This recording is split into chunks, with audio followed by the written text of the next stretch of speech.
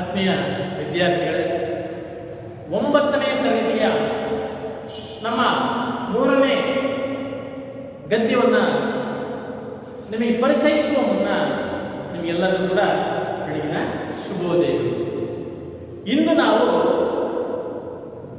ಶಾಸನ ಸಾಹಿತ್ಯ, ಶಾಸನ ಅಂದರೆ ಅಂತ ಮತ್ತು ತಿಳ್ಕೊಳ್ಳಿ.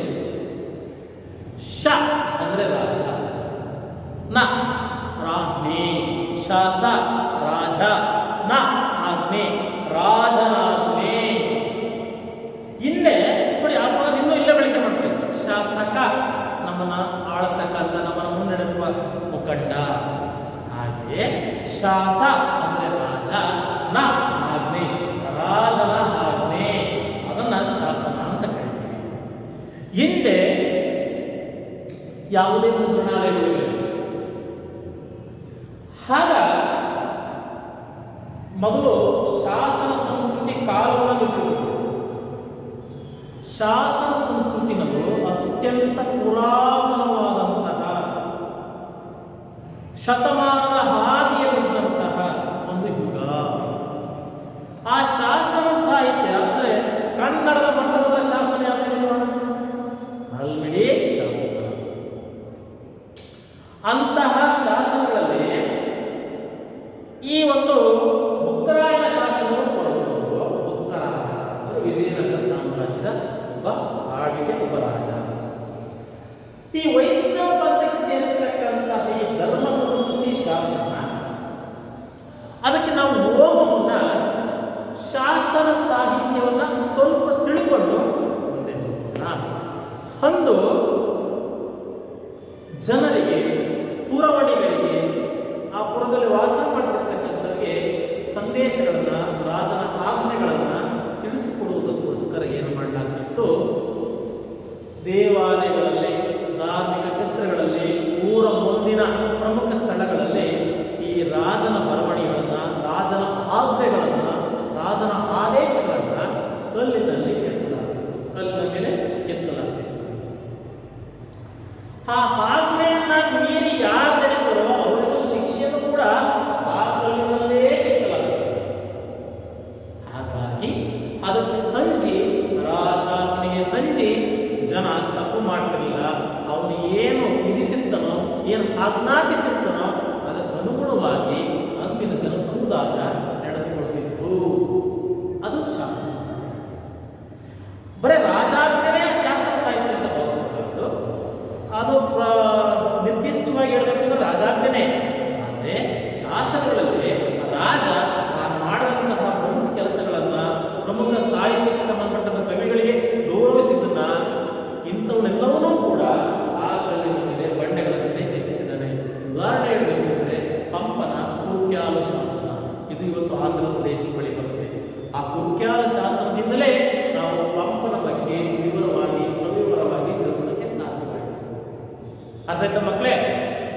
ಈಗ ನಮ್ಮ ಈ ಗದ್ಯ ಸಾಹಿತ್ಯ BM ಶ್ರೀಕಂಠಯ್ಯನವರು ಸಂಗ್ರಹಿಸಿ ಸಂಪಾದಿಸಿರ್ತಕ್ಕಂತಹ ಕನ್ನಡದ ಬಾವುಟ ಎಂಬ ಕೃತಿಯಿಂದ ಆರಿಸಿದಂತಹ ಪ್ರಸ್ತುತ ನಮ್ಮ ಗದ್ಯ ಧರ್ಮ ಸಮದೃಷ್ಟಿ. ಈ ಒಂದು ಶಾಸನ ಸಾಹಿತ್ಯ ಯಾವ ಕಾಲದಲ್ಲಿ ನಿರ್ಮಿತಗೊಳ್ತು ಅಂದರೆ ಬುಕ್ಕರಾಯ ಅಂತಕ್ಕಂಥ ವಿಜಯನಗರ ಸಾಮ್ರಾಜ್ಯದ ಒಬ್ಬ ಪ್ರಸಿದ್ಧ ದೊರೆ. ಮಕ್ಕಳೇ, ವಿಜಯನಗರ ಸಾಮ್ರಾಜ್ಯ ಗೊತ್ತೇ? ಅವರ ಪ್ರಸಿದ್ಧ ರಾಜ ಯಾರು? ಕೃಷ್ಣದೇವರಾಯ. ಅವರ ವಂಶದಲ್ಲಿ ಕಂಡುಬಂದ ಮತ್ತೊಬ್ಬ ಪ್ರಸಿದ್ಧ ದೊರೆ ಈ ಬುಕ್ಕರಾಯ. ಬುಕ್ಕರಾಯನ ಕಾಲದಲ್ಲಿ ಕೆತ್ತಿಸಲಾಗಿರ್ತಕ್ಕಂತಹ ಈ ಶಾಸನ, ಅದರ ಹೆಸರು ಧರ್ಮ ಸಮದೃಷ್ಟಿ.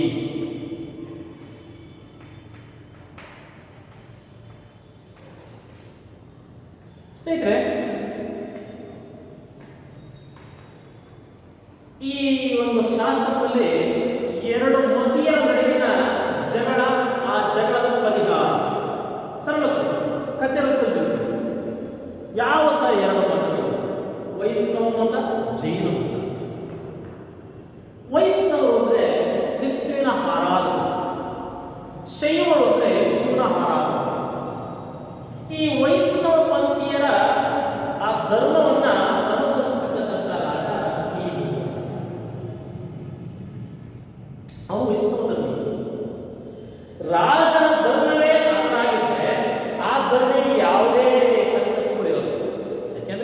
ರಾಜನೇ ಆ ಧರ್ಮೀಯ. ಹಾಗಾಗಿ ಆ ಧರ್ಮದವರಿಗೆ ಯಾವುದೇ ತೊಂದರೆಗಳು ಉಪಟಳಗಳು ಇರಲಿಲ್ಲ. ಉಪಟಳ ಅಂದ್ರೆ ತೊಂದರೆ. ಆ ಒಂದು ಅವನ ಆಳ್ವಿಕೆಯಲ್ಲಿ ಅವನ ಸಾಮ್ರಾಜ್ಯದಲ್ಲಿ ಜೈನ ಮತೀಯರೂ ಇದ್ದರು.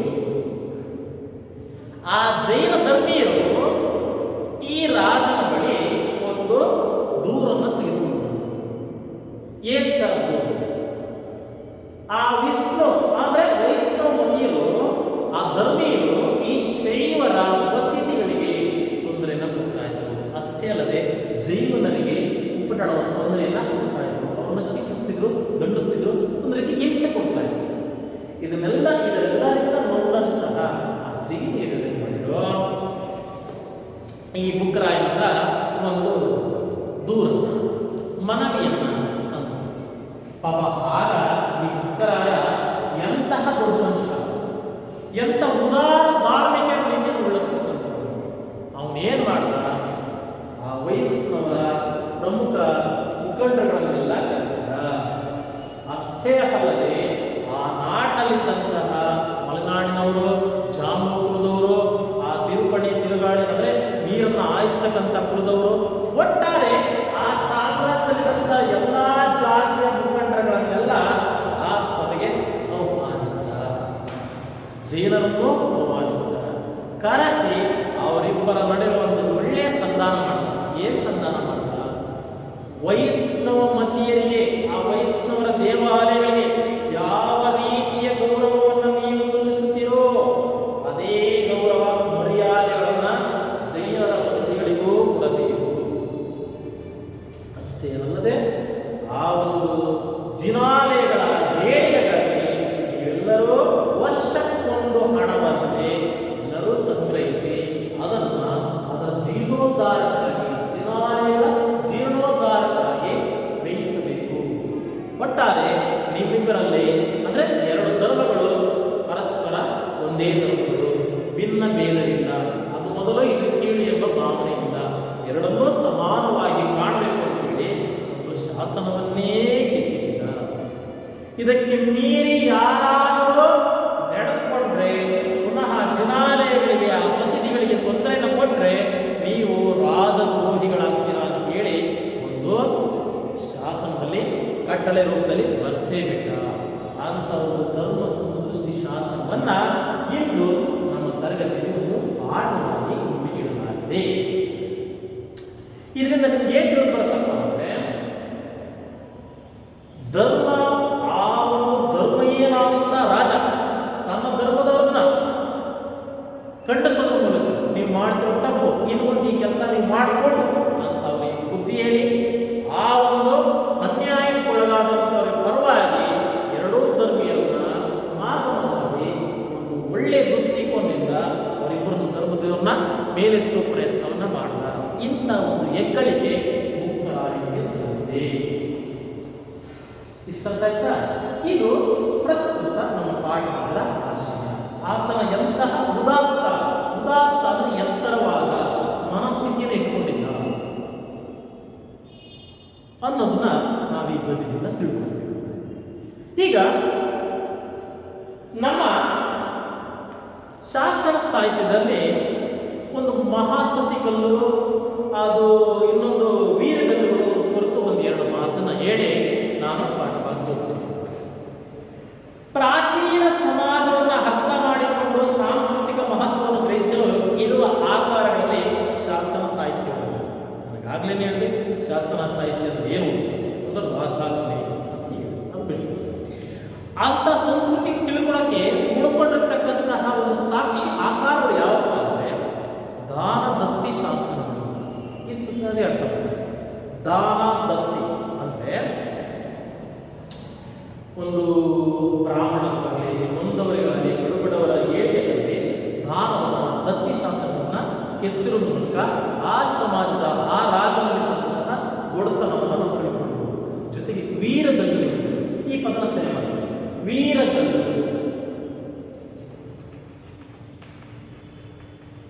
ಸರ್, ವೀರಗಲ್ಲು ಮಾಸ್ತಿಕಲ್ಲು ಎರಡು ಒಂದೇನೆ. ವೀರಗಲ್ಲು ಅಂದ್ರೆ ಏನು ಸರ್? ಮಹಾಸತಿ ಕಲ್ಲು ಅಂದ್ರೆ ಏನು ಸರ್? ಫಸ್ಟ್ ವೀರಗಲ್ಲು. ಹಿಂದೆ ಒಂದು ಕದನಗಳಲ್ಲಿ, ಒಂದು ಹೋರಾಟಗಳಲ್ಲಿ, ಒಂದು ಯುದ್ಧದಲ್ಲಿ ಪಾಲ್ಗೊಂಡಂತಹ ರಾಜನೇ ಇರ್ಬೋದು, ಆ ರಾಜನ ಕೈ ಕೆಳಗಿನ ಸೈನಿಕರ ಮುಖಂಡನೇ ಇರ್ಬೋದು, ಇಂಥ ಒಬ್ಬ ಪ್ರಸಿದ್ಧ ಹೋರಾಟಗಾರನ ವೀರನ ಮರಣದ ನಂತರ ಆ ಒಂದು ಅವನ ಶವ ಸಂಸ್ಕಾರದ ಜಾಗದಲ್ಲಿ ಅವನ ಕುರಿತಾದಂತಹ ಒಂದು ಬರಹವನ್ನು ಬರೆಯಲಾಗುತ್ತಿತ್ತು. ಅವನ ಸಾಧನೆಯ ಕುರಿತಾದಂತಹ ಬರಹವನ್ನು ಬರೆಯಲಾಗುತ್ತಿತ್ತು. ಅಂತಹ ಶಾಸನವೇ ವೀರಗಲ್ಲು. ವೀರನ ಕಲ್ಲು, ವೀರಗಲ್ಲು ಅರ್ಥ ಆಗುತ್ತೆ. ವೀರ ಯಾರು? ಕದನಗಳಲ್ಲಿ ಭಾಗವಹಿಸ್ತಿದ್ದ, ಹೋರಾಟ ಮಾಡ್ತಿದ್ದ, ಹೋರಾಟದ ಜಯ ತಂದಿತ್ತು, ತನ್ನ ಪ್ರಾಣವನ್ನು ಕಳ್ಕೊಂಡಿದ್ದಂತಹ ಒಬ್ಬ ವ್ಯಕ್ತಿಯ ನೆನಪಿಗಾಗಿ ಕೆತ್ತಿಸಿದಂತಹ ಕಲ್ಲೇ ವೀರಗಲ್ಲು. ಇದರ್ಥ ಆಯ್ತು ಅಂತ. ನೆಕ್ಸ್ಟ್ ಮಹಾಸತಿ ಕಲ್ಲು, ಮಾಸ್ತಿ ಕಲ್ಲು, ಮಹಾಸತಿ ಕಲ್ಲು. ಅದೊಂದು ಪದ ಸರಿ ತಿಳ್ಕೊಳ್ಳಿ. ಮಹಾಸತಿ ಕಲ್ಲು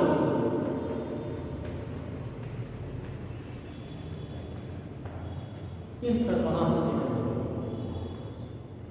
ಇಂಥ ವೀರನ ಪತ್ನಿ ಆ ವೀರನ ಒಂದು ನೆನಪಿಗಾಗಿ ಅಥವಾ ತನ್ನ ಒಂದು ಗಂಡನ ನೆನಪಿಗಾಗಿ, ಅವನ ಒಂದು ಶೌರ್ಯಕ್ಕಾಗಿ ಆತ ಮಡಿದ್ರೆ ಆ ಮಡಿದಂತಹ ಶವನ ಸಂಸ್ಕಾರದ ಅಥವಾ ಆ ದಹನ ಕ್ರಿಯೆಯಲ್ಲಿ ಅವಳು ಕೂಡ ದೇಹಾರ್ಪಣೆಯನ್ನು ಮಾಡಿದ್ರೆ ಸರಳವಾಗಿ ಒಬ್ಬ ರಾಜನಿರ್ಬೋದು, ಒಬ್ಬ ವೀರ ಇರ್ಬೋದು, ಅವನ ಒಂದು ಸಾವಿನ ನಂತರ ಅವನನ್ನ ಸುಡಲಾಗ್ತದೆ, ದಹಿಸಲಾಗ್ತದೆ. ಆ ದಹಿಸಲಾಗ್ತಿರ್ತಕ್ಕಂತಹ ಬೆಂಕಿಗೆ ಆತನ ಪತ್ನಿ ಹಾರಿ ಪ್ರಾಣವನ್ನು ಕಳ್ಕೊಂಡ್ರೆ, ತನ್ನ ಗಂಡನ ಜೊತೆಗೆ ಅವಳು ಕೂಡ ಸ್ವರ್ಗವನ್ನು ಸೇರಿದ್ರೆ, ಅವಂತಹ ವೀರ ಏನಂತ ಕರಿಬೋದಪ್ಪ ಅಂದ್ರೆ ಪತಿವ್ರತೆಯರ ನೆನಪಿಗಾಗಿ ಕೆತ್ತಿಸಿದಂತಹ ಕಲ್ಲುಗಳೇ ಮಹಾಸತಿ ಕಲ್ಲು. ಅದನ್ನ ನಾವು ಗ್ರಾಮ್ಯದಲ್ಲಿ ಮಾಸ್ತಿ ಕಲ್ಲು, ಅದನ್ನ ಮಹಾಸತಿ ಅಂದ್ರೆ ಪತ್ನಿ. ಎಂತ ಮಹಾಪತ್ನಿ! ತನ್ನ ಗಂಡನಿಗೋಸ್ಕರ ತನ್ನ ಗಂಡನಿಂದೇ ತನ್ನ ಪ್ರಾಣವನ್ನ, ತನ್ನ ದೇಹವನ್ನು ತ್ಯಾಗ ಮಾಡಿಕೊಳ್ತಕ್ಕಂಥವಳು ಮಹಾಸತಿ. ಅಂತವಳ ನೆನಪಿಗಾಗಿ ಕೆತ್ತಿರುತ್ತದೆ ಮಾಸ್ತಿ ಕಲ್ಲು, ಮಹಾಸತಿ ಕಲ್ಲು. ಈಗ ಇವು ಪ್ರಾಚೀನ ಸಾಹಿತ್ಯ ಸಂಸ್ಕೃತಿಗಳನ್ನು ಅರ್ಥ ಮಾಡಿಕೊಳ್ಳಲು ಸಹಕಾರಿ. ಹಿಂದೂ, ಕ್ರೈಸ್ತ, ಮುಸಲ್ಮಾನ್, ಜೈನ, ಪಾರ್ಸಿ, ಬೌದ್ಧ ಮುಂತಾದ ಧರ್ಮಗಳ ಉದ್ಯಾನವನದಂತಿರುವ ಭಾರತದಲ್ಲಿ ಮತೀಯ ಸಾಮರಸ್ಯಕ್ಕೆ ಐತಿಹಾಸಿಕ ಹಿನ್ನೆಲೆ ಇದೆ. ಸತ್ಯ, ಒಂದು ಊದೋಟದಲ್ಲಿ ಎಂತಹ ಪುಷ್ಪಗಳಿರ್ತವೆ, ಬಗೆ ಬಗೆಯ ಪುಷ್ಪಗಳಿರ್ತವೆ. ಗುಲಾಬಿ, ದಾಸವಾಳ, ಡೇರು ಮುಂತಾದ ಕಲರ್ಫುಲ್ ವರ್ಣರಂಜಿತವಾಗಿರ್ತಕ್ಕಂಥ ಹೂಗಳಿರ್ತವೆ. ಹಾಗೆ ಭಾರತವೆಂಬ ಒಂದು ಉದ್ಯಾನವನದಲ್ಲಿ 108 ಧರ್ಮಗಳೇರು ಇಲ್ಲಿ ವಾಸ ಮಾಡ್ತಾ ಇದ್ದಾರೆ. ಅವೆಲ್ಲರೂ ಕೂಡ ಸಾಮರಸ್ಯದಿಂದ ಪರಸ್ಪರ ಸಹಬಾಳ್ವೆಯಿಂದ ಬಾಳ್ತಾ ಇದ್ದಾರೆ. ಇಲ್ಲಿ ಯಾವುದೇ ಧಾರ್ಮಿಕ ಕಲಹಗಳಿಲ್ಲ, ಮತ್ತೊಂದು ಧರ್ಮದ ಬಗ್ಗೆ ಒಂದು ಆಧಾರವಿಲ್ಲ. ಒಂದು ರೀತಿ ಎಂತ ಕರಿಬೋದು ಅಂದರೆ ಆ ಧರ್ಮೀಯರನ್ನ ಹಿಂಸಿಸಬೇಕು, ಶಿಕ್ಷಿಸಬೇಕು ಎಂಬ ತಾರತಮ್ಯ ಭಾವನೆ ನಮ್ಮ ಭಾರತೀಯರಲ್ಲಿಲ್ಲ. ಎಲ್ಲರೂ ಸಮಾನರು, ಸರ್ವ ಜನಾಂಗದ ಶಾಂತಿಯ ತೋಟ, ನೆಲೆವೀಡು ನಮ್ಮಯ ನಾಡು, ನಮ್ಮ ದೇಶ. ಬನ್ನಿ, ಭಾಷೆಯ ಬೆಳವಣಿಗೆ ಅಧ್ಯಯನಕ್ಕೆ ಶಾಸ್ತ್ರಗಳು ಹೇಗೆ ಪೂರಕವಾಗಿದ್ದು ಈ ಶಾಸ್ತ್ರ ಮೂಲಕ ತಿಳಿಯಬೇಕು. ಮಕ್ಕಳೇ, ಅಂದರೆ ಭಾಷೆಯ ಬೆಳವಣಿಗೆ ಅಂದರೆ ಭಾಷೆಯನ್ನು ಹೇಗೆ ಒಂದೆರಡು ಮಾತು ಹೇಳಿಕೊಂಡು ಲಿಪಿ ಭಾಷೆ. ಮಕ್ಕಳೇ, ಇಲ್ಲಿ ನಮ್ಮಲ್ಲಿ ಭಾವನೆಗಳು, ನಮ್ಮ ಭಾವನೆಗಳು ಹೊರಬರುವಾಗ ಅವು ಮಾತಿನ ರೂಪವನ್ನು ಪಡೆದಂತೆ. ಆ ಮಾತಿನ ರೂಪವನ್ನು ಬರಹ ರೂಪಕ್ಕೆ ತರೋದು ಹೇಗೆ ಸರ್? ಲಿಪಿಗಳು. ಲಿಪಿಯ ಮುಖಂತೂ ಸರ್ ಹಿಂದೆ ಪ್ರಾಚೀನತೆಯಲ್ಲಿ ಆಗ ಒಂದು ರೀತಿ ಲೆಕ್ಕ ಇಡ್ತಕ್ಕಂಥ ಒಂದು ಅವಶ್ಯಕತೆ ಆ ದಿನಗಳಲ್ಲಿ ಇತ್ತು. ವ್ಯವಹಾರಿಕ ಜೀವನ, ಅವತ್ತು ದುಡ್ಡಿರಲಿಲ್ಲ, ನಾನು ನಿನಗೆ ಇಷ್ಟು ಕೊಡ್ತೀನಿ, ನೀನು ನನಗೆ ಇಷ್ಟು ಕೊಡು, ಈ ಥರ ವಿನಿಮಯ ಪದ್ಧತಿ. ಆ ವಿನಿಮಯವನ್ನು ನೆನಪಿಟ್ಕೊಳ್ಳೋಕ್ಕೋಸ್ಕರ ಗೆರೆಗಳನ್ನು ಬಳಸಲಾಗ್ತಿತ್ತು. ನಾನು 1 ಕೊಟ್ಟಿನಿ, 2 ಕೊಟ್ಟಿನಿ, ಈ ಥರ ಗೆರೆಗಳು. ಆ ಗೆರೆಗಳೇ ಬದಲಾವಣೆ ಹೊಂದಿ, ರೂಪಾಂತರ ಹೊಂದಿ ಲಿಪಿಗಳಾದವು. ಆ ಲಿಪಿಗೆ ಮಾರ್ಪಾಡು ಮಾರ್ಪಡ್ತಾ ಇವತ್ತು ವರ್ಣಮಾಲೆಗಳಾಗಿದ್ದಾವೆ.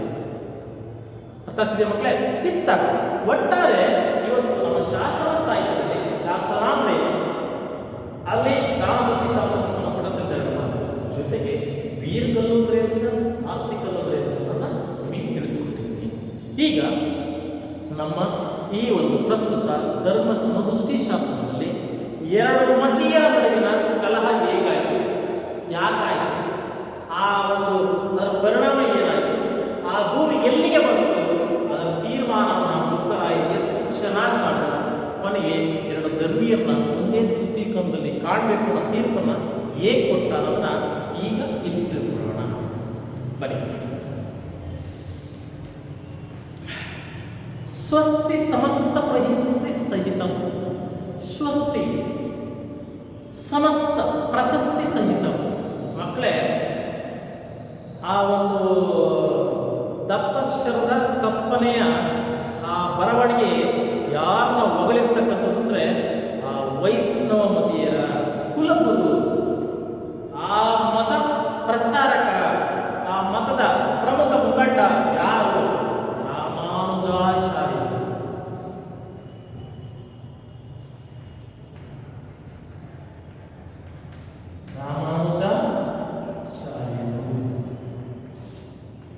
ಇವರ ಗುಣಗಾನವನ್ನ ಮಾಡ್ತಿರ್ತಕ್ಕಂಥ ಆ ಶ್ಲೋಕ ಅದು. ಅಂದ್ರೆ ಯಾವುದೇ ಒಂದು ಶಾಸ್ತ್ರವನ್ನು ಕಿತ್ತಿ ಆ ಶಾಸ್ತ್ರದಲ್ಲಿ ಒಂದು ಪತ್ರ ಬರೀರಪ್ಪ, ನೀವು ಯಾಕೆ ಒಂದು ಪತ್ರ ಬರೀರಿ ಅಂತ ಹೇಳ್ತೀನಿ, ನಿಮ್ಮ ಅಪ್ಪಾಜಿಗ ನಿಮ್ಮ ಅಮ್ಮನಿಗೋ ಅಪ್ಪನಿಗೋ ಬರೀರಿ ಅಂತೀವಿ. ಸುಮ್ಮನೆ ಏನೇನೋ ಬರ್ಕೊಂಡು ಹೋಗ್ತೀಯಾ? ಫಸ್ಟ್ ಏನ್ ಬರೀತೀಯಾ? ಶ್ರೀ ಕ್ಷೇಮ ಅಂತ ಬರ್ದೇ ಬರೀತೀಯಾ? ಹಾಗೆ ಒಂದು ಶಾಸನಕ್ಕೆ ಒಂದು ಶುಭವನ್ನು ಕೋರೋಕ್ಕೋಸ್ಕರ ಆ ಒಂದು ವೈಷ್ಣವರ ಕುಲಗುರುವಾದ ಆ ಧರ್ಮದ ಮುಖಂಡನಾದಂತಹ ರಾಮಾನುಜಾಚಾರ್ಯರನ್ನ ಸ್ತುತಿಸುವ, ಪ್ರಾರ್ಥಿಸುವ ಪದ್ಯವನ್ನು ಮೊದಲಿಗಿಟ್ಟಿದ್ದಾರೆ. ಆ 4 ಸಾಲಲ್ಲಿ ಆ ರಾಮಾನುಜಾಚಾರ್ಯರು ಎಂಥವರು ಅನ್ನೋದನ್ನು ತಿಳಿಯುತ್ತೀವಿ. ಫಸ್ಟ್ ಹೇಳಿದ ನೋಡಿ, ಸ್ವಸ್ತಿ ಸಮಸ್ತ ಪ್ರಶಸ್ತಿ ಸಹಿತ. ಸ್ವಸ್ತಿ ಒಳ್ಳೆಯದು, ಎಲ್ಲ ಪ್ರಶಸ್ತಿಗಳಿಗೂ ಆ ಒಂದು ಗೌರವಕ್ಕೂ ಆ ಮನ್ನಣೆಗೂ ಪಾತ್ರರಾಗಿರ್ತಕ್ಕಂಥವ್ರು ಯಾರೋ? ರಾಮಾನುಜಾಚಾರ್ಯರು. ಪಾಷಂಡ ಸಾಗರ ಮಹಾಬಡವ ಮುಖಾಗ್ನಿಹ ಶ್ರೀ ರಂಗರಾಜ ಚರಣಾಂಬುಜ ಮೂಲದಾಸಾಯ ಶ್ರೀ ವಿಷ್ಣುಲೋಕ ಮುನಿಮಂಟಪ ಮಾರ್ಗದಾಯಿ ರಾಮಾನುಜೋ ವಿಜಯತೆ ಯತಿ ರಾಜ ರಾಜ. 4 ಸಾಲ ಅರ್ಥೈಸ್ಕೊಂಡು ಬಂದರು. ಬನ್ನಿ, ಮೊದಲನೇ ಸಾಲ ಪಾಷಂಡ ಸಾಗರ. ಪಾಷಂಡ ಸಾಗರ ಮಕ್ಕಳೇ ನೋಡಿ, ತಿಳಿಸ್ಕೊಡೋದೇ ಮರ್ತುಬಿಟ್ಟೆ. ಈಗ ಒಂದು 4 ಪದಗಳನ್ನ ಅರ್ಥ ತಿಳ್ಕೊಂಡು ಬಂದು ಕೊಟ್ಬಿಡೋಣ. ಹನುಮತ, ಹನುಮತ ಅಂದ್ರೆ ಅನುಮತಿ ಕೊಡು.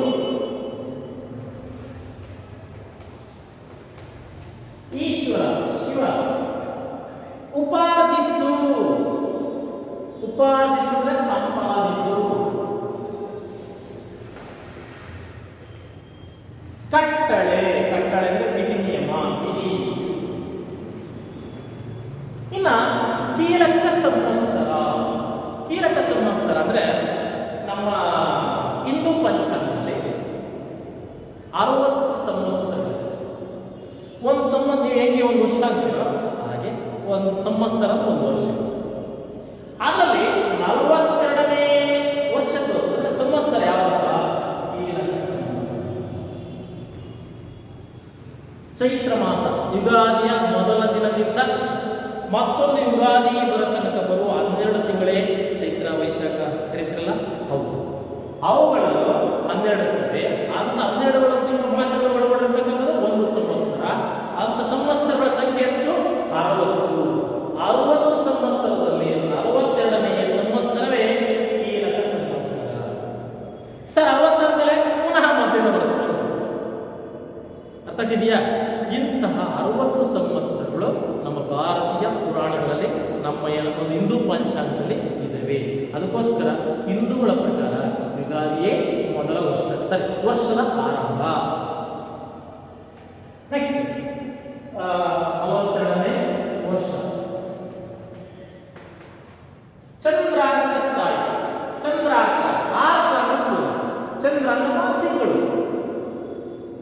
ಸೂರ್ಯ ಚಂದ್ರರು ಇರುವವರೆಗೂ ನಿನ್ನ ಹೆಸರು ಶಾಶ್ವತ ಅಂತ ಹೇಳ್ತೀವಲ್ವಾ, ಅದನ್ನ ಚಂದ್ರಾರ್ಕ ಸ್ಥಾಯಿ. ಸ್ಥಾಯಿ ಅಂದ್ರೆ ಶಾಶ್ವತ. ಅವನ ಹೆಸರು ಚಂದ್ರಾರ್ಕ ಸ್ಥಾಯಿಯಾಗಿ ಉಳಿಯಲಿ. ಸೂರ್ಯ ಚಂದ್ರರು ಇರುವ ತನಕ ಅವನ ಹೆಸರು ಉಳ್ಕೊಳ್ಳಿ ಅಂತ ಅರ್ಥ. ಸೂರ್ಯ ಚಂದ್ರ.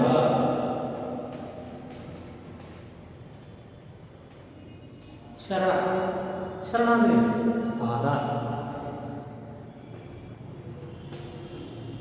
ಅಂಬುಜ. ಅಂಬು ಅಂದ್ರೆ ನೀರು. ಜ ಅಂದ್ರೆ ಜನಿಸೋದು, ನೀರಿನಲ್ಲಿ ಜನಿಸೋದಿಲ್ಲ. ಕಮಲ.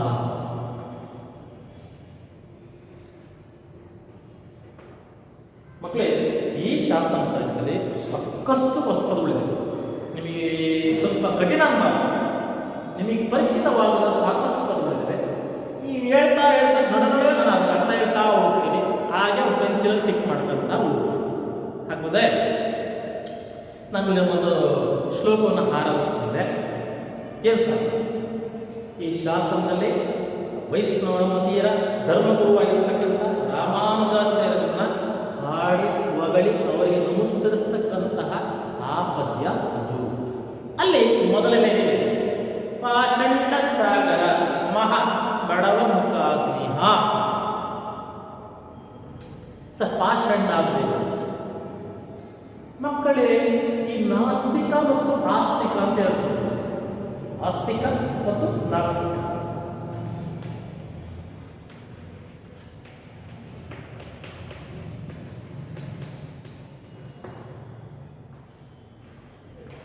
ಆಸ್ತಿಕ ದೇವರಲ್ಲಿ ನಂಬಿಕೆ ಹಾಗೂ ಶ್ರದ್ಧೆ ಉಳಿತಕ್ಕಂಥ ಆಸ್ತಿಕರು. ಯಾವ ದೈವ ಶಕ್ತಿನ ನಂಬ್ತಾನೋ, ಅದರಲ್ಲಿ ಶ್ರದ್ಧೆ ಇಡ್ತಾನೋ, ಅದ್ರಲ್ಲಿ ನಂಬಿಕೆ ಇಡ್ತಾನೋ, ಆ ಭಕ್ತಿ ಇಡ್ತಾನೋ, ಆಸ್ತಿಕ. ಅದು ವಿರುದ್ಧ ಪದ ನಾಸ್ತಿಕ. ನೀವು ಹೇಳ್ಬೇಕು, ನಾನು ಆಸ್ತಿಕ ಅಂದ್ರೆ ಅಂತ ನಿಮ್ಗೆ ಹೇಳ್ಕೊಟ್ಟೆ. ಅದು ವಿರುದ್ಧ ಪದವೇ ನಾಸ್ತಿಕ. ನಾಸ್ತಿಕ ಅಂದ್ರೆ ಯಾರು ದೈವದಲ್ಲಿ ಗುರು ಹಿರಿಯರಲ್ಲಿ ನಂಬಿಕೆ ಹಿಡಿದಂಥವನ್ನ ನಾಸ್ತಿಕ ಅಂತ ಕರೀತಾರೆ. ಈ ನಾಸ್ತಿಕದ ಅರ್ಥವೇ ಪಾಷಂಡ. ಪಾಷಂಡ ಅಂದ್ರೇನು? ನಾಸ್ತಿಕ. ಪಾಷಂಡ.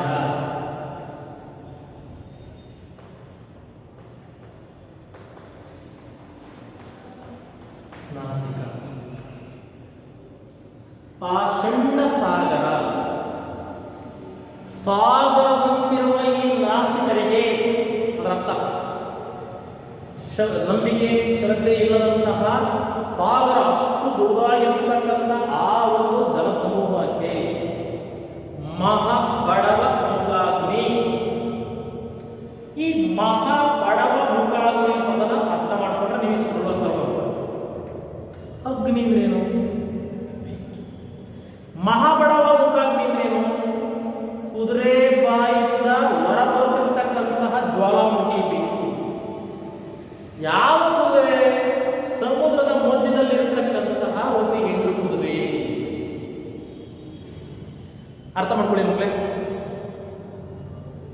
ಸಮುದ್ರದ ಮಧ್ಯದಲ್ಲಿ ಸ್ಥಾಪಿತವಾಗಿರುವ ಹೆಣ್ಣು ಕುದುರೆಯ ಬಾಯಿಂದ ಹೊರಬರುತ್ತಿರುವ ಬೆಂಕಿಯೇ ಮಹಾಬಡವ ಮುಖಾಗ್ನಿ. ಸರ್, ಇದೇನು? ನಾಸ್ತಿಕ ಅಂದ್ರೇನು? ಈ ರಾಮಾನುಜಾಚಾರ್ಯ ಇದನ್ನೇ ಹೊಗಳಕ್ಕಾಗುತ್ತೆ ಅನ್ನೋದು ನಿಮ್ಗೆ ಗೊಂದಲ ಆಗುತ್ತೆ. ತಿಳ್ಕೊಳ್ಳಿ. ಆ ಬಡವ ಮುಖಾಗ್ನಿ ನಮ್ಗೆ ಹೆಂಗ್ ಬಂತು ಅಂತ ಹೇಳ್ತೀನಿ, ಅದು ತಿಳ್ಕೊಂಡು ನಾವು ಅಲ್ಲಿ ಊರ್ವ ಅಂತ ಒಬ್ಬ ಋಷಿ. ಊರ್ವ ಆ ಋಷಿ ಏನ್ ಮಾಡ್ತಾರೆ? ಸಾಮಾನ್ಯವಾಗಿ ನಾವೆಲ್ಲ ತಾಯಿ ಗರ್ಭದಿಂದ ಜನಿಸ್ತೀವಿ. ಆ ಒಂದು ತಾಯಿ ಗರ್ಭದಿಂದ ನಾವು ಹೇಗೆ ಜನಿಸ್ತೀವೋ ಆ ರೀತಿಯ ಮಕ್ಕಳು ನನಗೆ ಬೇಡ. ಸ್ತ್ರೀಯಿಂದ ಹೊರಬರ್ತಕ್ಕಂಥ ಮಕ್ಕಳೇ ನನಗೆ ಬೇಡ. ಮತ್ತೆ ಹೆಂಗ್ ಬಂದು ಮಕ್ಕಳು? ಅದಕ್ಕೇನ್ ಮಾಡ್ತಾನೋ ಆ ಊರ್ವ ಋಷಿ ತನ್ನ ತೊಡೆ ಭಾಗವನ್ನ ದರ್ಬೆಯಿಂದ ಉಚ್ಕೊಂತಾನೆ. ಆ ಉಚ್ಕೊಂಡಂತ ಬೆಂಕಿಯಿಂದಲೇ ಒಬ್ಬ ಪುತ್ರ ಜನಿಸ್ತಾನೆ. ಪುತ್ರನ ಜನಿಸ್ಬಿಟ್ಟ. ಆದ್ರೆ ಆ ಬೆಂಕಿ, ಆ ಜ್ವಾಲೆ ಅದೇನ್ ಮಾಡ್ತಿರುತ್ತೆ? ಅವನ ಬಾಯಿಂದ ಹೊರಬರ್ತಾ ಇರುತ್ತೆ. ಆ ಹೊರಬರ್ಬೇಕಾದ್ರೆ ಏನ್ ಮಾಡ್ತಾರೆ? ಆ ಬೆಂಕಿ ಏನ್ ಮಾಡ್ತಾರೆ? ಸುತ್ತಮುತ್ತಿದ್ದಂತಹ ಭೂಮಿಯನ್ನ ಸುಡ್ತಾ ಇರುತ್ತೆ. ಸೊ ಬ್ರಹ್ಮದೇವ ಏನ್ ಮಾಡ್ತಾನೆ, ಇದರಿಂದ ಭೂಲೋಕವೇ ಹಾಳಾಗುವಂತೆ ಅಂತ ಹೇಳ್ಬಿಟ್ಟು ಆ ಪುತ್ರನನ್ನ ತೆಗೆದುಕೊಂಡು ಹೋಗಿ ಸಮುದ್ರದ ಮಧ್ಯದಲ್ಲಿ ಸ್ಥಾಪಿಸ್ತಾನೆ. ಸುತ್ತ ನೀರು ಏನ್ ಬಯಲು, ಆ ಬೆಂಕಿ ಏನ್ ಮಾಡುತ್ತೆ, ಅದಕ್ಕೆ ಒಂದು ರೂಪವನ್ನ, ಒಂದು ಮುಖವನ್ನ ಕೊಡ್ತಾನೆ. ಅದೇ ಕುದುರೆ ಮುಖ. ಬಡವ ಅಂದ್ರೆ ಒಂದು ಕುದುರೆ, ಹೆಣ್ಣು ಕುದುರೆ. ಆ ಹೆಣ್ಣು ಕುದುರೆನ ಮುಖವಾಗಿ ಮಾಡಿಟ್ಟು ಅದರ ಬಾಯನ್ನು ಹೊರಬರುವಂತೆ ಬೆಂಕಿಯನ್ನು ಮಾಡಿ ಸಮುದ್ರದ ನಡುವೆ ಅದನ್ನು ಸ್ಥಾಪಿಸಿದ. ಹಾಗಾಗಿ ಅದಕ್ಕೆ ಮಹಾಬಡವ ಮುಖಾಗ್ನಿ ಅಂತ ಕರೀತಾರೆ. ಇಲ್ಲಿ ನಮ್ಮ ರಾಮಾನುಜಾಚಾರ್ಯರು ಎಂಥವರು ಅಂದ್ರೆ, ಅಂತಹ ನಾಸ್ತಿಕರ ನಡುವೆ, ಆ ನಾಸ್ತಿಕರಿರುವ ಸಾಗರದ ನಡುವೆ ಇರ್ತಕ್ಕಂತಹ ಬೆಂಕಿ ನಮ್ಮ ರಾಮಾನುಜಾಚಾರ್ಯರು. ಈಗ ಅರ್ಥ ಆಗ್ತಿದೆಯೇ? ಅರ್ಥ ಆಗ್ತಿದೆಯೇ? ನಾಸ್ತಿಕರು ಯಾರು? ದೈವದಲ್ಲೇ ಶ್ರದ್ಧೆ ಇದ್ದವರು. ಅಂತ ಸಾಗರದಂತಿರುವ ಅಂತಹವರ ನಡುವೆ ಇರ್ತಕ್ಕಂತಹ ಬೆಂಕಿ ನಮ್ಮ ರಾಮಾನುಜಾಚಾರ್ಯ. ಮೊದಲೆಲ್ಲ ಅರ್ಥ ಆಗ್ತದೆ. ಎರಡನೇ ಶ್ರೀರಂಗರಾಜ ಶರಣಾಂಬುಜ ಮೂಲದಾಸಾಯ. ಮಕ್ಕಳೇ, ಆ ಎರಡನೇಲೇನು ತುಂಬ ಸೊಗಸಾಗಿದೆ. ಶ್ರೀರಂಗ ಅಂದ್ರೆ ವಿಷ್ಣು. ಶ್ರೀರಂಗ ಅಂದ್ರೆ ವಿಷ್ಣು ಪರಮಾತ್ಮ. ಶ್ರೀರಂಗರಾಜ ಚರಣಾಂಬುಜ, ಈ ಬಳಸಿದ್ದೆ ನಾನು, ಅಂಬುಜ ಕಮಲ. ಚರಣ ಅಂದ್ರೆ ವಿಷ್ಣುವಿನ ಪಾದ ಕಮಲ. ಆ ಕಮಲದಲ್ಲಿರ್ತಕ್ಕಂಥ ಮೂಲ ದಾಸಾಯ, ಮೊದಲ ಭಕ್ತ ರಾಮಾನುಜಾಚಾರ್ಯ. ಅರ್ಥಕ್ಕಿದೆಯೇ? ಅರ್ಥಕ್ಕಿದೆ. ವಿಷ್ಣುವಿನ ಪಾದವೆಂಬ ಕಮಲದ ಬಳಿ ಇರ್ತಕ್ಕಂಥ ಮೊದಲ ಭಕ್ತನೇ ರಾಮಾನುಜಾಚಾರ್ಯ. ಎರಡನೇಲೇನಂತ. ಮೂರನೇದು ಶ್ರೀ ವಿಷ್ಣು ಲೋಕ ಮುನಿ ಮಂಟಪ ಮಾರ್ಗದಾಯಿ. ಮಕ್ಕಳೇ, ಇದು ನೀವು ಅರ್ಥ ಮಾಡಿದ್ರೆ ಸೊಗಸಾಗಿ ನೀವೇನು? ಶ್ರೀ ವಿಷ್ಣು ಲೋಕ, ಶ್ರೀ ವಿಷ್ಣು ಲೋಕ ವೈಕುಂಠ. ಶ್ರೀ ವಿಷ್ಣು ಲೋಕ ವೈಕುಂಠ. ಮುನಿ ಮಂಟಪ ಮಾರ್ಗದಾಯಿ. ಮುನಿ ಮಂಟಪ ಅಂದ್ರೆ ಅಷ್ಟು ವೈಭವವಾಗಿರೋ ವೈಕುಂಠಕ್ಕೆ ನಿಮ್ಮನ್ನ ಕೊಂಡೊಯ್ಯುವ ದಾರಿಕಾರ. ಸ್ವರ್ಗಮುಕ್ತಿ ಅಂತಲ್ವಾ ನಾವು ಸತ್ತ ಮೇಲೆ, ಆ ಸ್ವರ್ಗದ ಮತ್ತೊಂದು ಹೆಸರು ವೈಕುಂಠ. ಸ್ವರ್ಗ ಶಿವ ಇರ್ತಾನೆ, ಇಂದ್ರ ಇರ್ತಾನೆ. ಸ್ವರ್ಗದ ಅಧಿಪತಿ ಇಂದ್ರ. ವೈಕುಂಠದಲ್ಲಿ ಯಾರು ಇರ್ತಾರೆ? ವಿಷ್ಣು ಪರಮಾತ್ಮ ಇರ್ತಾನೆ. ಅಂತ ವೈಕುಂಠಕ್ಕೆ ನಿಮ್ಮನ್ನ ಕರೆದೊಯ್ಯತಕ್ಕಂತಹ ಮಾರ್ಗಕಾರ ಯಾರು? ರಾಮಾನುಜಾಚಾರ್ಯ. ಅರ್ಥ ಅಂದ್ರೆ ಸದ್ಭಕ್ತಿಯಲ್ಲಿ, ಸನ್ಮಾರ್ಗದಲ್ಲಿ ನೀವು ನಡ್ಕೊಂಡ್ರೆ ನಿಮ್ಮನ್ನ ಆತ ಏನ್ ಮಾಡ್ತಾನೆ? ಕರ್ಕೊಂಡೋಗಿ ವಿಷ್ಣುವಿನ ಲೋಕಕ್ಕೆ ಕೊಂಡೊಯ್ತಾನೆ. ವಿಷ್ಣು ಲೋಕಕ್ಕೆ ಬಳಸಿದಂಗಿದೆ ನೋಡಿ. ಶ್ರೀ ವಿಷ್ಣು ಲೋಕ ವೈಕುಂಠ.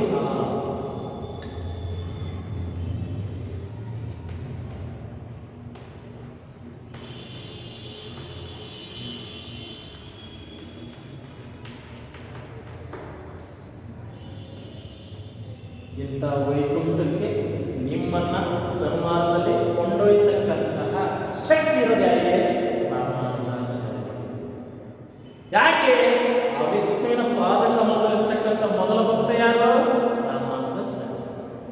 ನಾಲ್ಕನೇ ಸಲ ರಾಮಾನುಜೋ ವಿಜಯತೆ ಇತಿ ರಾಜರಾಜ.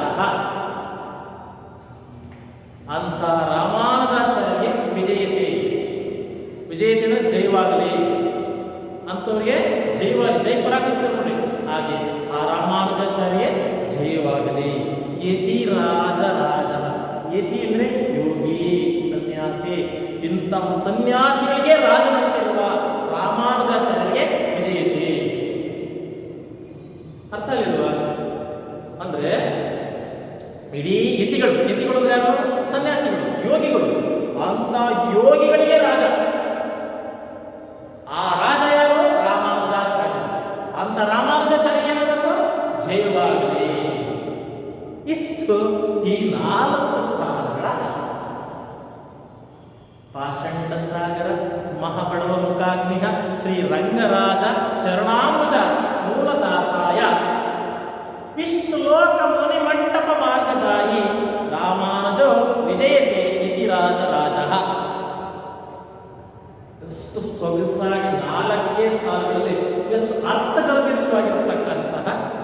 ಶ್ಲೋಕವನ್ನು ಪ್ರಾರ್ಥನೆ ಸ್ತುತಿಸುವಂತಹ ಗೀತೆಯನ್ನು ಇಟ್ಟಿದ್ದಾರೆ, ಗಮನಿಸಿ ಸ್ನೇಹಿತರೆ. ಇಷ್ಟು ಅರ್ಥ ಆಗಿದೆ ಅಂದರೆ ನಾವು ಮುಂದಕ್ಕೆ ಪಾಠ ಬನ್ನಿ. ಶಕವರ್ಷ ಅಂದರೆ ಯಾವ ಶಕ? ಕೀಲಕ ಸಂವತ್ಸರದ ಒಂದು ಶಕ. ಕೀಲಕ ಸಂವತ್ಸರ ಈಗಾಗಲೇ ನಾನು ಹೇಳಿದೆ, 60 ಸಂವತ್ಸರಗಳಲ್ಲಿ 42ನೇ ಸಂವತ್ಸರ. ಸಂವತ್ಸರ ಏನು ಗೊಂದಲ ಬೇಡ, ಒಂದು ವರ್ಷ ಅಷ್ಟೇ. ಏನು ಸಂವತ್ಸರ? ಯುಗಾದಿಯಿಂದ ಯುಗಾದಿ ಒಂದು ವರ್ಷ, ಆ ವರ್ಷವೇ ಸಂವತ್ಸರ. ನೀವೇಗೆ ಜನವರಿ ಟು ಡಿಸೆಂಬರ್ ಅಂತಿರಲ್ಲ, ಹಾಗೆ ಹಿಂದೂ ಪಂಚಾಂಗುಳಿನಂತ ಹೇಳ್ತೇವೆ. ಯುಗಾದಿ ಚೈತ್ರ ಮಾಸದ ಮೊದಲ ದಿನದಿಂದ ಪುನಃ ಯುಗಾದಿ ಬರುವ ನೆನ್ನೆಯ ದಿನಕ್ಕೆ ಒಂದು ವರ್ಷ. ಅಂತಹ ಒಂದು ವರ್ಷಗಳನ್ನು ಒಂದು ಸಂವತ್ಸರ ಅಂತೀವಿ.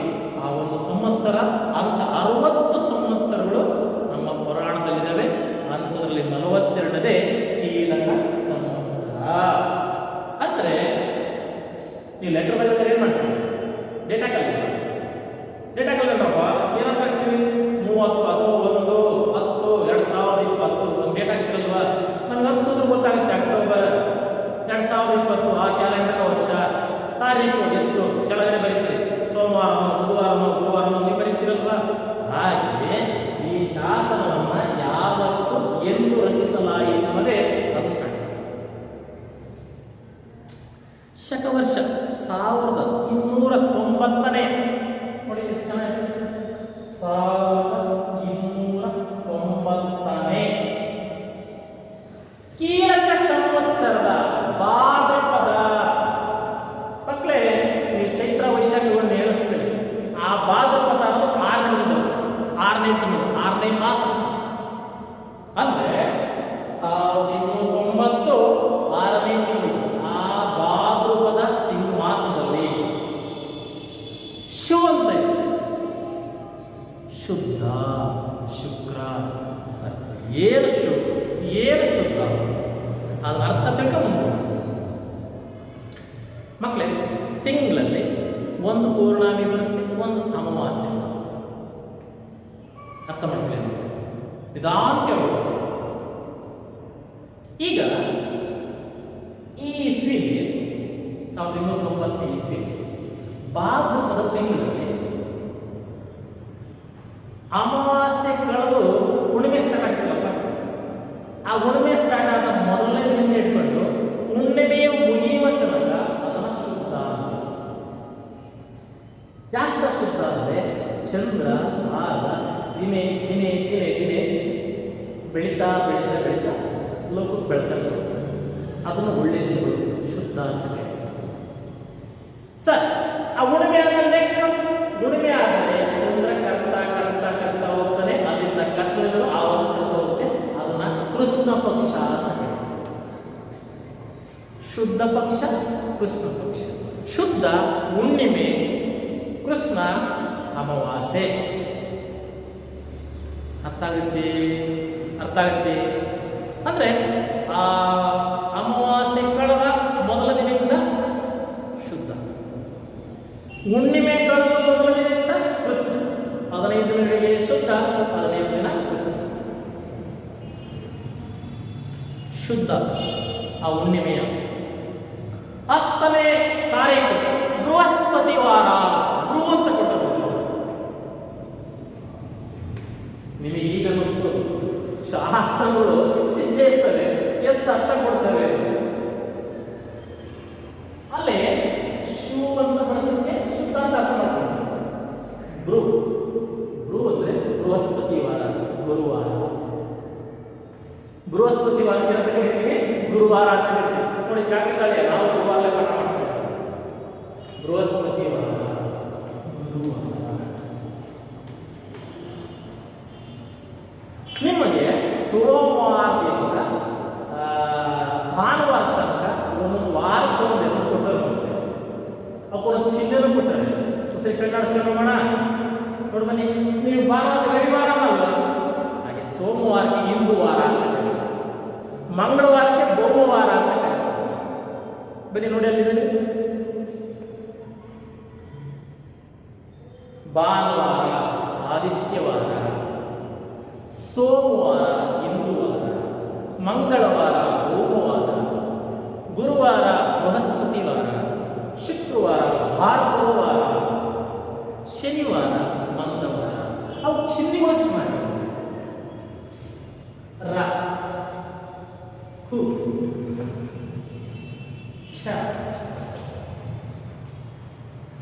ಸೌ ಬ್ರು ಬ್ರು ಸ್ತಿ. ಕೇಳಿಸ್ಕೊಳ್ಳಿ, 7 ರ ರವಿವಾರ, ಚ ಚಂದ್ರನ ವಾರ. ಚಂದ್ರನ ವಾರ ಇಂದು ವಾರ ಅಂತೀವಿ. ಇಂದ್ರ ಸ್ವರ್ಗದ ಅಧಿಪತಿ, ಅವನ ವಾರ, ಅದಕ್ಕೆ ಸೋಮವಾರ. ಕು ಕುಚವಾರ, ಕು ಅಂದ್ರೆ ಮಂಗಳವಾರ. ಸೌಮ್ಯವಾರ ಬುಧವಾರ. ನೆಕ್ಸ್ಟ್ ಈಗಾಗಲೇ ಬಳಸಿದೆ ಬ್ರು ಗುರುವಾರ ಬೃಹಸ್ಪತಿ ವಾರ, ಬ್ರು ಮೃಗವಾರ ಶುಕ್ರವಾರ, ಸ್ಥಿ ಸ್ಥಿರವಾರ ಮಂದವಾರ ಶನಿವಾರ. ಈ 7 ವಾರಗಳಿಗೆ ಎಷ್ಟು ಸೊಗಸಾಗಿ ಚಿಹ್ನೆಗಳು ಕೊಟ್ಟಿದ್ರು ನೋಡಿ.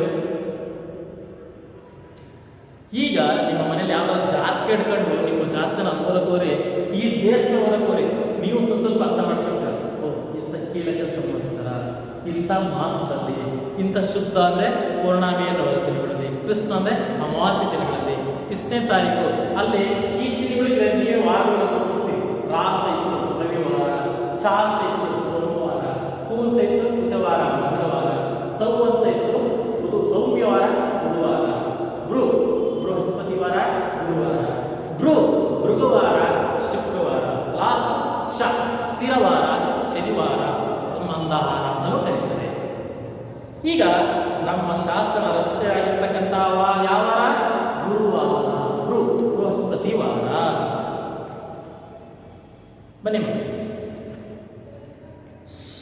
ಸ್ವಸ್ತಿ ಶ್ರೀ ಮಹಾಮಂಡಳೇಶ್ವರಂ ಹರಿರಾಯ ವಿವಾಡ ಭಾಷೆಗೆ ತಪ್ಪುವ ರಾಯರ ಗಂಡ ಶ್ರೀ ವೀರಪುತ್ರರಾಯನು ಪೃಥ್ವಿ ರಾಜ್ಯವ ಮಾಡುವ ಕಾಲದಲ್ಲಿ ಜೈನರಿಗೂ ಭಕ್ತರಿಗೂ ಸಂವಾದದಲ್ಲಿ ಆಲಯಗೊಂದಿ ಹೊಸಪಟ್ಟಣ ಪೆನಗೊಂಡೆ ಕಲ್ಲೆಹದ ಪಟ್ಟಣ ಒಳಗಾದ ಸಮಸ್ತ ನಾಡ ಭವ್ಯ ಜನಗಳು ಆ ಬೊಕ್ಕರಾಯನಿಗೆ ಭಕ್ತರ ಮಾಡುವ ಅನ್ಯಾಯಗಳನ್ನು ಭಿನ್ನಹ ಮಾಡಲಾಗಿ ಕೋವಿಲ್ ತಿರುಮಲೆಯ ಪೆರುಮಾಳ್ ಕೋವಿಲ್ ತಿರುನಾರಾಯಣಪುರದ ಮುಖ್ಯವಾದ ಸಕಲಾಚಾರ್ಯರು, ಸಕಲ ಸಮಯಗಳು, ಸಕಲ ಸಾತ್ವಿಕರು, ಮೌಸ್ತಿಕರು, ತಿರುಪಣಿ ತಿರುಬಿಡಿ ತಣ್ಣೀರವರು 48 ಜನಗಳು, ಸಾವಂತ ಗೋವಕ್ಕಳು, ತಿರುಕುಲ ಜಾಂಬವ ಕುಲ ಒಳಗಾದ 18 ನಾಡ ಶ್ರೀ ವೈಷ್ಣವರ ಕೈಯಲು ಮಹಾರಾಜರು ವೈಷ್ಣವರ ದರ್ಶನಕ್ಕೆಯೂ ಜೈನ ದರ್ಶನಕ್ಕೆಯೂ ಭೇದವಿಲ್ಲವೆಂದು ಅಲ್ಲಿ ನಿಲ್ಲಿಸಿ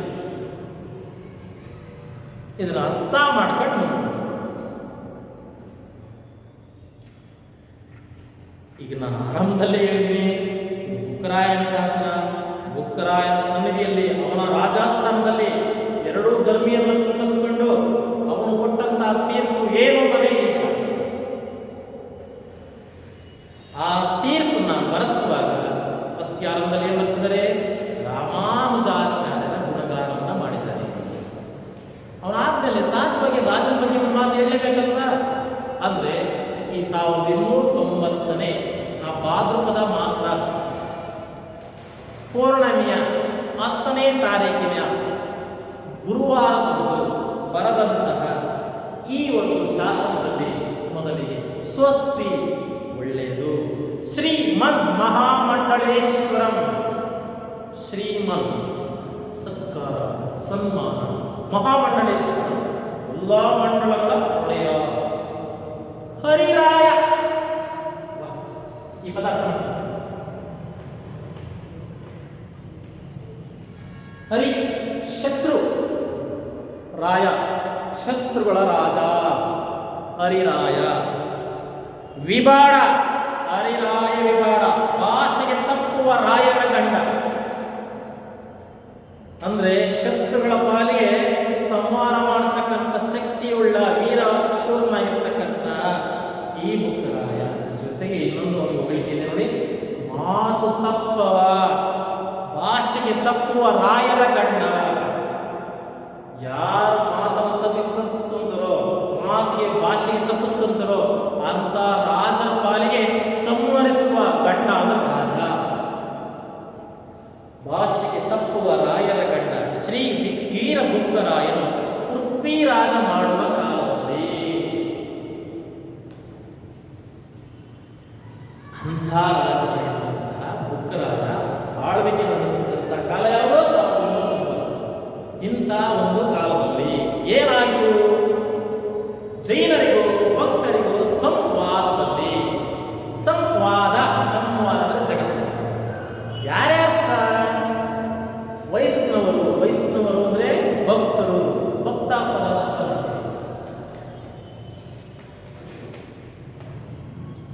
ಭಕ್ತರು ವೈಷ್ಣವ್ರನ್ನ ಇಲ್ಲಿ ಭಕ್ತರು ಅಂತ ಕರೆದ್ರೆ, ಭವ ಅಂದ್ರೆ ಜೈನ ಭವಿಗಳು ಅಂತ ಕರೀತಾರೆ. ಭಕ್ತ ವೈಷ್ಣವ ಜೈನ. ಸಂವಾದ ಅಂದ್ರೆ ಜಗಳ, ಮತೀಯ ಕಲಹ, ಸಂವಾದ. ಆನೆಗೊಂದಿ, ಹೊಸಪಟ್ಟಣ, ಪೆನುಗೊಂಡೆ. ಮಕ್ಕಳೇ ಆ ಪದಗಳು ಚೆಂದ ನೋಡ್ಕೊಳ್ಳಿ ಸ್ವಲ್ಪ. ಆನೆಗೊಂದಿ ಗೊತ್ತಿದೆ, ಆನೆಗೊಂದಿ ಇದು ಆಂಧ್ರ ಪ್ರದೇಶಕ್ಕೆ ಸೇರಿಕೊಂಡಿದೆ ಮಕ್ಕಳೇ. ಆನೆಗೊಂದಿ ನಮ್ಮ ನಾಡಿನಲ್ಲಿಲ್ಲ. ಹೊಸಪಟ್ಟಣ ಅಂದ್ರೆ ಯಾರು ಗೊತ್ತಾ? ಹೊಸಪೇಟೆ, ನಿಮ್ಮ ಪಕ್ಕದ ಜಿಲ್ಲೆ ಹೊಸಪೇಟೆ, ಅದನ್ನ ಹೊಸಪಟ್ಟಣ. ಪೆನುಗೊಂಡೆ ಕೂಡ ಆಂಧ್ರದಲ್ಲಿದೆ. ಕಲ್ಲೆಹ ಅದೊಂದು ಪಟ್ಟಣದ ಹೆಸರು. ಪಟ್ಟಣಕ್ಕೊಳಗಾದ ಸಮಸ್ತ ನಾಡ ಭವ್ಯ ಜನಗಳು ನಾನು ಬಳಸ್ತೇವೆ. ಭವ್ಯ ಅಂದ್ರೆ ಜೈನ, ಭವ ಅಂತ ಬಳಸ್ತೇವೆ. ಭವ್ಯ ಅಂದ್ರೆ ಜೈನ ಅಂದ್ರೆ ಅವರ ರಾಜ್ಯಭಾರ, ಅವರ ಸಂಸ್ಥಾನಕ್ಕೆ ಎಲ್ಲೆಲ್ಲಿಯೇ ಜೈನರು ಬಂದರು. ಆನೆಗೊಂದಿ, ಹೊಸಪೇಟೆ, ಪೆನಗೊಂಡೆ, ಕಲ್ಲಹ, ಈ ಒಂದು ಪ್ರಾಂತ್ಯದ ಸಮಸ್ತ ನಾಡ ಭವ್ಯ ಜನಗಳು ಅಲ್ಲೆಲ್ಲ ವಾಸ ಮಾಡ್ತಿದ್ದಂತಹ ಜೈನ ಧರ್ಮೀಯರು, ಆ ಜೈನರು ಇವನ ಆಸ್ಥಾನಕ್ಕೆ ಬಂದು ಆ ಬುಕ್ಕರಾಯಂಗೆ ಭಕ್ತರು ಮಾಡುವ ಅನ್ಯಾಯಗಳನ್ನು ಭಿನ್ನಹಂ ಮಾಡಲಾಗಿ. ಸರಿ ಆಗ್ತದೆ. ರಾಜ ಕೂತಾನೆ, ಅಲ್ಲಿ ಎಲ್ಲ ವೈಷ್ಣವರಿದ್ದಾರೆ, ವೈಷ್ಣವರ ಭಕ್ತರು. ಈ ಜೈನರು ಎಲ್ಲೆಲ್ಲಿಂದ ಬರ್ತಾರೆ? ಆನೆಗೊಂದಿ, ಹೊಸಪೇಟೆ, ಪೆನಗೊಂಡೆ, ಕಲ್ಲೆಹ, ಇಲ್ಲಿನ ಪ್ರಾಂತ್ಯದಲ್ಲಿರ್ತಕ್ಕಂಥ ಎಲ್ಲ ಭವ್ಯ ಅಂದ್ರೆ ಜೈನರು ಅವರೆಲ್ಲರೂ ಕೂಡ ಬಂದು ಭಿನ್ನ ಅಂದ್ರೆ ಮನವಿ. ಏನ್ ಮನವಿ ಮಾಡಿದ್ರು? ಭಕ್ತರು ಮಾಡುವ ಅನ್ಯಾಯಗಳನ್ನು. ಭಕ್ತರು ಅಂದ್ರೆ ಯಾರು? ವೈಷ್ಣವರು. ಆ ವಿಷ್ಣುವಿನ ಆರಾಧಕರು ನಮ್ಮ ಮೇಲೆ ಮಾಡ್ತಿರ್ತಕ್ಕಂಥ ದೌರ್ಜನ್ಯವನ್ನು, ದಬ್ಬಾಳಿಕೆಯನ್ನು ಆ ರಾಜನಿಗೆ ದೂರಲ್ಲಿಟ್ಟರು. ಆದರೆ ರಾಜ ಯಾರು? ವೈಷ್ಣವ ರಾಜ. ಅಂತ ವೈಷ್ಣವ ಪರವಾಗಿ ಬೇಕಾದಂಥ ರಾಜನಿಗೆ ಇವರು ಜೈನರು ಬಂದು ಏನ್ ಮಾಡಿರೋ? ದೂರನ್ನ ಕೊಟ್ಟರು. ನೋಡಿ ಮುಂದೆ ಏನಾಗ್ತದೆ. ಭಕ್ತರು ಮಾಡುವ ಅನ್ಯಾಯಗಳನ್ನು ಭಿನ್ನಹಂ ಮಾಡಲಾಗಿ. ಕೋವಿಲ್ ತಿರುಮಲೆ ಪೆರುಮಾಳ್.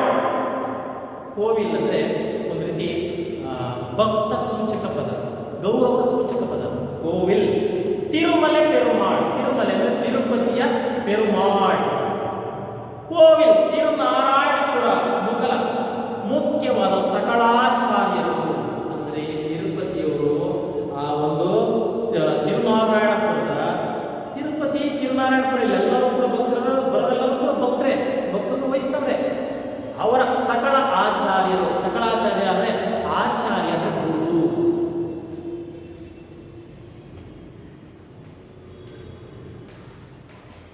ಗುರುಗಳು, ಪುರೋಹಿತರು, ಮುಖಂಡರು, ಧಾರ್ಮಿಕ ಮುಖಂಡರು, ಇವರನ್ನೆಲ್ಲ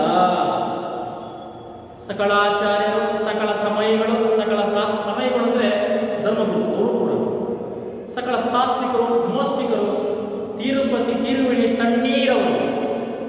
ಮಕ್ಕಳೇ, ಈ ಪಾಠನ ಇಲ್ಲಿ ನಿಲ್ಲಿಸ್ಕೊಂಡು ಒಂದು ಚೂರು ತಿಳ್ಕೊಳ್ಳಿ. ಇಲ್ಲಿ ನಾನಾ ಸಮಾಜದ ಮುಖಂಡರುಗಳನ್ನ ಇಲ್ಲಿ ಪರಿಚಯಿಸಿದ್ದಾರೆ. ಅವ್ರಿಗಿದ್ದಂಥ ಬೇರೆ ಬೇರೆ ನಾಮಗಳ ಮೂಲಕ ಇವರು ಪರಿಚಯಿಸಿದ್ದಾರೆ.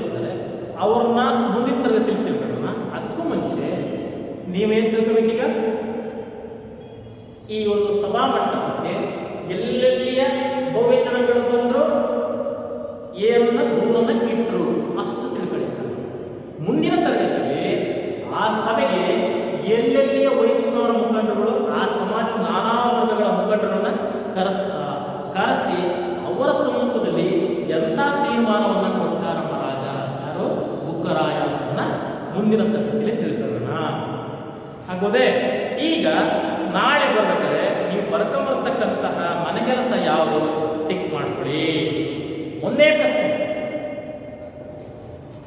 ಧರ್ಮ ಸಮದೃಷ್ಟಿ ಪಾಠದಲ್ಲಿ ರಾಮಾನುಜಾಚಾರ್ಯರ ಗುಣ ವಿಶೇಷತೆಯನ್ನು ಹೇಗೆ ಕೊಂಡಾಡಲಾಗಿದೆ?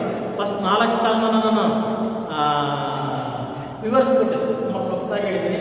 ಆ ಒಂದು ಅರ್ಥವನ್ನು ಈ ಒಂದು 3-4 ವಾಕ್ಯದಲ್ಲಿ ಬರ್ಕೊಂಬನ್ನಿ ಸಾಕು. ನೋಡಿ, ಧರ್ಮ ಸಮದೃಷ್ಟಿ ಪಾಠದಲ್ಲಿ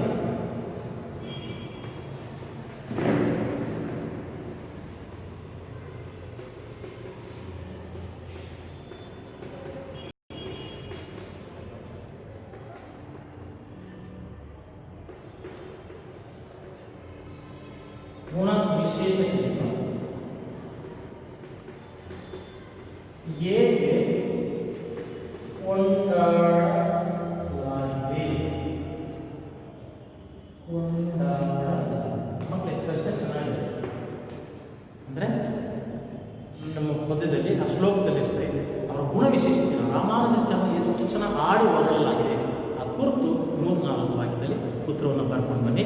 ನಾಳೆ ತರಗತಿಯಲ್ಲಿ ಆ ಸಭೆಗೆ ಯಾರ್ಯಾರನ್ನೆಲ್ಲ ಆಹ್ವಾನಿಸ್ತಾ ಏನೆಲ್ಲ ತೀರ್ಮಾನವನ್ನು ಕೊಟ್ಟ ಅಂತ ತಿಳ್ಕೊಳ್ಳೋಣ. ಈ ತರಗತಿಯಲ್ಲಿ ನಾವು ವೀರಗಲ್ಲು, ಆಸ್ತಿಕಲ್ಲು, ಶಾಸನ ಅಂದರೆ ಇರುತ್ತ ಚೆನ್ನಾಗಿ ತಿಳ್ಕೊಂಡಿದ್ದೀವಿ. ಈ ಪದ್ಯವನ್ನು ಆರಂಭ ಜೊತೆಗೆ ನಮ್ಮ ಹಿಂದೂ ಸಂಪ್ರದಾಯದಲ್ಲಿ ಪುರಾಣಗಳಲ್ಲಿ ಸಂವತ್ಸರ ಅಂದ್ರೆ ಏನು, ಸಂವತ್ಸರದಲ್ಲಿ ಮಾಸಗಳು ಹೇಗೆ ಹಾಗೂ ದಿನಗಳನ್ನು ಯಾವ ಯಾವ ಚಿಹ್ನೆಗಳ ಮೂಲಕ ಗುರುತಿಸುತ್ತಿದ್ರು ಅನ್ನೋದನ್ನು ತಿಳ್ಕೊಂಡ್ವಿ. ಜೊತೆಗೆ ಬುಕ್ಕರಾಯನ ಒಂದು ಗುಣ ವಿಶೇಷತೆಯನ್ನು ತಿಳ್ಕೊಂಡ್ವಿ. ಸಾಕು.